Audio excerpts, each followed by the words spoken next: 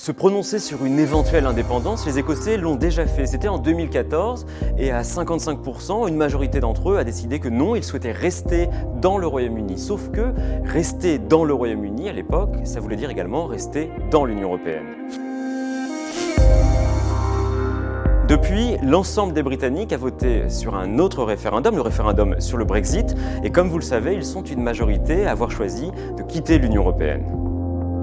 Sauf que les Écossais, eux, ont voté très largement contre ce Brexit, à 62%. Et depuis, les Écossais n'ont pas été impliqués dans le processus du Brexit, selon la première ministre écossaise, Nicola Sturgeon.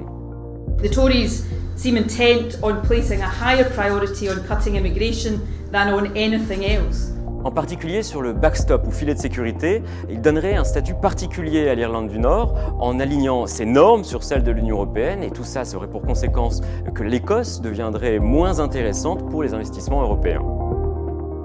Autre difficulté en perspective, si la liberté de circulation est suspendue, l'Écosse aura de plus en plus de mal à attirer des travailleurs étrangers et en particulier des travailleurs européens. Or, elle en a grandement besoin puisque son taux de chômage est historiquement bas, 3,5% de la population active.